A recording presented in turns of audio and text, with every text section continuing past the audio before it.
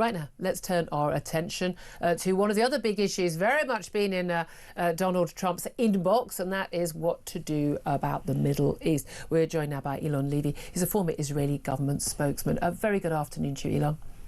Hello, Julia. Thank you very much indeed for joining us. I was following a lot of your tweets and social media messages on Saturday when we saw, thank God, another 4 Israeli hostages released from their Hamas terrorist captors. And it just extraordinary scenes with those young women. I do want to come on to bigger policy issues, but can we just talk for a few moments about what happened on Saturday morning when these 4 young women, one of whom, she'd only just finished her training. She'd been at the military base for I think about 3 days before she was taken hostage, when they were paraded by Hamas fighters who've suddenly miraculously found that they do have a set of uniforms all of a sudden in their balaclavas, and these young women were paraded like a sort of Hunger Games style before a baying mob of Palestinian men. What did you make of that handover? Incredible relief to get 4 hostages out alive. The doctors are saying that their condition is emotionally and medically complicated, but they're alive. But there was shock in Israel, of course, as you say, at that Hunger Games-like reception. 15 months into the war, the Hamas regime in Gaza is very much in control. Yeah. And when it wants its jihadi fighters to put on their masks and their guns and to go on parade and to parade hostages through the streets, they are able to do that. They even forced the Red Cross to take part in this macabre signing ceremony in front of a banner threatening the destruction of the state of Israel. And so for Israelis, first of all, they were incredibly moved to see the 4 women standing on stage and waving in a show of defiance, saying, we will not be beaten. But it was a reminder by the way, of 2 things. People on social media were saying, oh, well, look, they look perfectly healthy and happy. They've not been starved. It was kind of, they've probably just been, they've just been hanging out at a youth club as opposed to hiding in tunnels and being starved on occasion. Right. And Hamas gave them certificates of completion to try to make it look like they'd been on summer camp. But we know from the previous hostage release that hostages were being drugged, in fact, by Hamas on tranquilizers to alter their appearance and to make them appear, even being force-fed before they're released, to make them appear healthier than they actually are. But here's the point. Israelis saw 2 things. First of all, we're facing psychopaths. We are dealing with lunatics, and this is an evil regime, and we have to rescue the hostages from their clutches. And 2, the Gaza Hamas regime cannot be allowed to continue to govern Gaza, because as far as we're concerned, it's a year after 9/11, and we can see Afghanistan from our windows. Gaza is that close to people's homes in Israel, and Hamas is threatening to do October 7th again and again and again until we're all dead. They've made that very clear. Apologies to everyone. The sound of the police siren behind Eylon there. But this is the interesting thing, is that, people, especially on Holocaust Memorial Day today, when we talked to the great-grandson of a survivor from Auschwitz, about how so many lies are being told, not just about the Holocaust in the 1940s of Jews, but about what happened on October the 7th, despite all the footage that was put out by Hamas itself, joyfully by them, proudly by them, and people are still denying what happened then. People are denying what's happened to these hostages, including these young women. Again, despite there being a video of their capture, and the women were paraded, it was fascinating, in military uniforms, clearly not theirs, didn't fit them, but they weren't captured in military uniform, they were captured in their pyjamas. Because again, we know Hamas put a video out of their capture, bloodied, beaten, terrified, sitting, a bunch of very young women. I've got a child this age. I really felt it when I saw that video footage, talking about them as sabaya, meaning sex slaves. And now, look, we haven't had too much detail about what's happened to a lot of the hostages, and we know the reason for that, isn't it? It's about hoping that we don't. It's to save the distress of many of the families who've still got hostages held captive, but also to just try not to do anything to stop more hostage releases. But what we have learned about these young women, the last women to come out, is that one was shot in the leg. She's still got a bullet in her leg, not given any treatment. We know that Emily Damari, she'd lost 2 fingers, wasn't treated, still bandaged after 15 months. They were routinely starved. One, yes, indeed, that's the signal of defiance. Iconic. But one, women talking about being held in a tunnel. One of the young women said she was held in a tunnel in the dark on her own for she doesn't know how long, and then when she was reunited with the other young women, she said, are we alive? Are we actually still alive? She didn't know. And then people are talking so glibly about their time. Well, oh, look, they look well fed, they must be okay.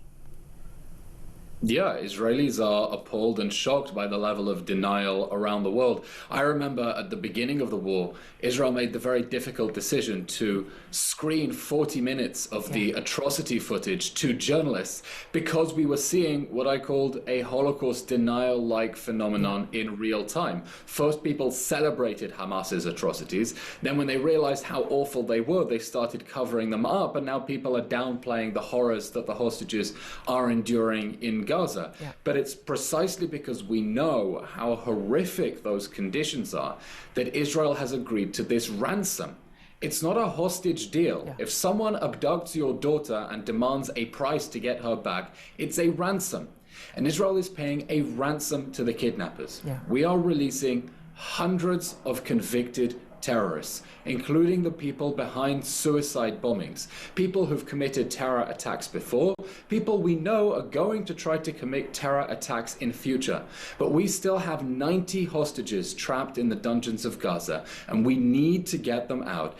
And Israelis feel look, just days after October 7th, people started tearing down posters of hostages in cities like London. And that dehumanization, that basic lack of sympathy or empathy has been very hard for people in Israel to see around the world. It's been very hard for those of us in this country with some semblance of morality for us to watch our fellow Brits doing exactly the same. I mean, especially even the Bibas children, tiny little children, a child that's celebrated, for the love of God, we hope, has marked first and second birthdays and is still alive, but we still don't know. We've got more hostage release, the fifth female soldier being released later this week. We hope some people who are unwell, hoping to get more out. But there is still this concern that only that maybe a few dozen of the people who are still held hostage are still alive. That's the concern.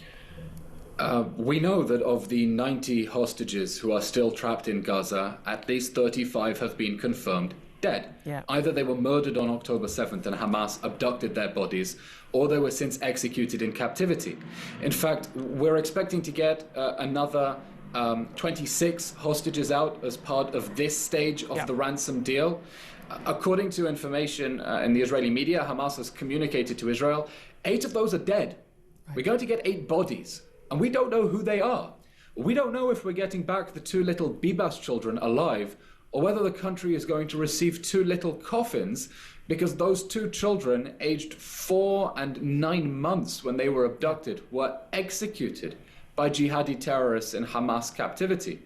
We're expecting on Thursday to receive another 3 hostages, including 1 civilian Hamas has been refusing to release just yet. But this is just stage 1 of the ransom deal, to get 33 hostages. At the end of it, there will still be another 60 hostages trapped in Gaza. And that's when the really difficult discussions take place over stage 2. The problem being, Hamas wants a full Israeli withdrawal that leaves Hamas in power, free to plan the next invasion on October 7th. Is the issue. And Israel's saying that's a non-starter. And this is the key issue, isn't it? And we've seen in the last 24 hours people in Gaza being able to return to northern Gaza, to, well, not their homes, to where their homes used to be, realistically. That after Hamas finally, again, having lied, having reneged on part of the deal, the clear stages about what they have to do about giving the names of the next set of hostages who will be released and their status. Donald Trump has suggested over the weekend, a complete clear out of Gaza. Why doesn't Egypt? Why doesn't Jordan? Why don't they take these Palestinian refugees? Half of the Jordanian population is of Palestinian heritage. Many were refugees from previous conflicts. Why don't we just basically clear out Gaza and kind of start again? What do you make of that? Well, Jordan and Egypt have already shot down President Trump's suggestion, and they've done that because they know that historically countries that have taken in large populations of Palestinians developed an internal extremism problem that undermined their domestic stability, right? Like Lebanon, like Jordan as well, back in the 70s. But President Trump does put his finger on a very real problem, and that's this. Hamas is still the government of Gaza. The Hamas jihadi regime is still in control. And it is impossible for Gaza to be rebuilt if its government is still saying that Israel should be destroyed. As long as Hamas remains the government of Gaza, it is impossible to rebuild Gaza without rebuilding Hamas. No, and there should be Because no the Hamas regime, no Western government, and I'd say no Arab government either, no Western government certainly, should be contributing a single penny while Hamas is still in charge. However, what are the alternatives? People talk about Fatah or they talk about Palestinian Authority, but there is no moderate Palestinian leadership. We've seen, senior figures of the Palestinian Authority welcoming back terrorists released from Israeli jails. You're right. The Palestinian Authority never condemned October 7th. The Palestinian Authority still has a policy. It pays salaries to terrorists in Israeli jails. Salaries that are pegged to how many people you killed. It's called the Pay for Slay program. And they've said that they'll use their last dollar on that program. We do not think that this is a moderate leadership that is committed for peace. We think that Gaza deserves a government that is committed to peace rather than a forever war against Israel. And here's the critical point. World leaders have said over and over that Hamas can have no role in the future government of Gaza, but it's still in control, as we saw from the images of them parading the hostages. Yeah. And so the question now is, you want a ceasefire, you want Israel to withdraw from the Gaza Strip. Are you happy for the Hamas terror regime that did October 7th, that's threatening to do it again, to continue governing Gaza? Because that's the default mode, unless we see pressure. Unless we see pressure on Hamas and its patrons, Qatar, Turkey, and Iran. Yeah. Hamas has to let the hostages go, it has to lay down its arms, and it has to let everyone rebuild peacefully and put this war behind us. Are you hopeful that under Donald Trump's leadership in the States with his Secretary of State Marco Rubio, he's made it very clear, he won't rest until Hamas is completely destroyed, that they will stand firm on this issue? It's not clear at the moment. On the one hand, the Trump administration has figures who have been extremely sympathetic and favorable to Israel, but there have also been voices, including from the Middle East envoy Steve Witkoff, that have been less than encouraging. Let's remember, Trump has promised to support Israel going forward, but he's also committed to ending wars. Now, we don't want this war, okay? We want our men on the front to come home. We just know that you can't end a war when you freeze it in place with the enemy that started the war threatening to resume it at a time of their choosing. And no Western government, certainly not America, certainly not Britain, would ever agree to do that ourselves. So why would we expect it of Israel? It's the thing that always blows my mind. Eylon Levy, really appreciate you joining us, former Israeli government spokesman there. Sam Armstrong, listening to all of that. Well, that's the sad reality, which is we have just finished this war for now, but we know that it is likely... We've paused it. It is likely to continue, and it's likely to come back just as bad before. That's not my words. That's the words of Hamas. Hamas are really clear. They remain as devoted as ever to killing each and every Jew that happens to live in Israel. And then they're coming for everyone who's not Jewish as well, by the way. Just people seem to think that they're just first on their list. They've never discriminated. They're just as happy to kill babies, just as happy to kidnap young girls as they are soldiers. Right? This is not a discriminatory organisation. Maybe that's why the left loves them, because they kidnap and kill, murder and rape everyone they can get their hands on. It's just extraordinary, isn't it? Again, it's one of the things that absolutely blows my mind. It really does. In the last 15 months, is that there are just times when there's an obvious side to it, and the ridiculous tweets and things I get from people going, "Oh, you vile this, you vile that, you genocide defender." There's not a genocide going on in Gaza. The British Army has never had such a low ratio. It's awful that any child or any innocent person should die in a war. Of course it is, but no, British government has never sent us to our own forces to war with the same sort of restrictions that the Israelis have. Accidents happen, bad things happen, some bad people do some bad things. I accept all of that. Hamas, literally, everything about them is evil, what they're doing to the Palestinian people. But again, I don't know what the solution is, because we cannot have Hamas in charge. Don't want Fatah in charge, don't want the Palestinian Authority in charge, unless you have like the UN in charge. But UNRWA, funded by the UN, has been basically leading the outrageous propaganda, anti-Jewish propaganda that is going on in Gazan schools for the last 20 years. So I'm not entirely sure what the solution there is. I mean,